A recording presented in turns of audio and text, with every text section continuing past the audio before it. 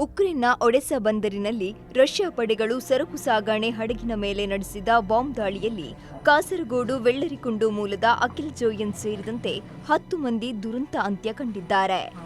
ಮುಂದಿನ ಏಪ್ರಿಲ್ನಲ್ಲಿ ರಜೆಗೆ ಬಂದು ಮದುವೆಯಾಗಲು ನಿಶ್ಚಿತಾರ್ಥ ಮುಗಿಸಿ ಕರ್ತವ್ಯಕ್ಕೆ ತೆರಳಿದ್ದ ಅಖಿಲ್ ಅವರ ಸಾವಿನ ಸುದ್ದಿ ಕುಟುಂಬಸ್ಥರನ್ನು ಶೋಕಸಾಗರದಲ್ಲಿ ಮುಳುಗಿಸಿದ್ದು, ಮಂಗಳವಾರ ಅವರ ಮನೆಗೆ ಜಿಲ್ಲಾಧಿಕಾರಿ ಅರ್ಜುನ್ ಪಾಂಡಿಯನ್ ಭೇಟಿ ನೀಡಿ ಕುಟುಂಬಸ್ಥರಿಗೆ ಸಾಂತ್ವನ ಹೇಳಿದ್ದಲ್ಲದೆ ಮೃತದೇಹವನ್ನ ಶೀಘ್ರವಾಗಿ ಸ್ವದೇಶಕ್ಕೆ ತರಲು ಜಿಲ್ಲಾಡಳಿತ ಸೂಕ್ತ ಕ್ರಮ ಕೈಗೊಳ್ಳಲಿದೆ ಎಂದು ಭರವಸೆ ನೀಡಿದ್ದಾರೆ.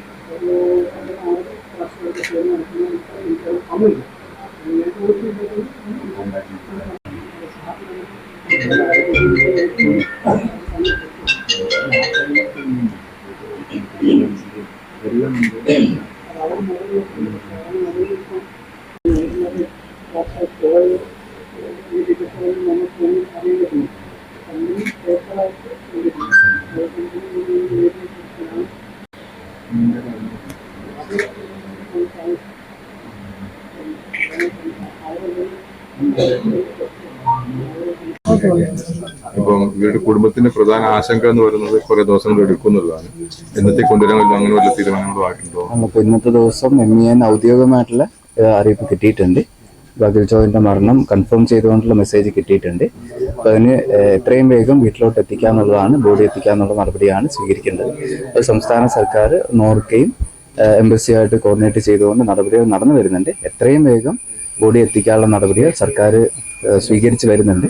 എത്ര വേഗം വാറുമായിട്ട് ബന്ധപ്പെട്ട് മരിച്ചതിന് കുറച്ച് പ്രൊസീജിയേഴ്സ് അവിടെ ചെയ്യാനുണ്ട്. സാധാരണഗതിയിൽ 2 ആഴ്ചയാണ് എടുക്കാറുള്ളതെന്നാണ് MEN എന്നുള്ളത് അറിയിച്ചിട്ടുള്ളത്.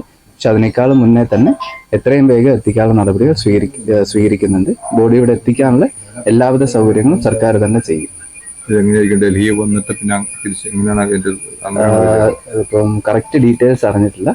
അപ്പോൾ ഫുള്ളായിട്ട് വീട് വരെ ഇപ്പോൾ ഫ്ലൈറ്റ് വഴി ബോഡി എത്തിച്ചിട്ട് ആംബുലൻസിൽ തന്നെ വീട്ടിലോട്ട് എത്തിക്കാനുള്ള എല്ലാ സൗകര്യങ്ങളും ഗവൺമെൻറ് തന്നെ ചെയ്യും.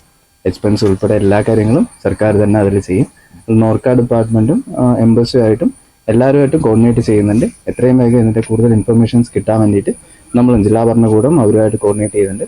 കിട്ടുന്ന ഇൻഫർമേഷൻസ് എത്രയും വേഗം തന്നെ ഫാമിലിക്ക് കൊടുക്കാനുള്ള നടപടികൾ നമ്മൾ സ്വീകരിച്ചിട്ടുണ്ട്.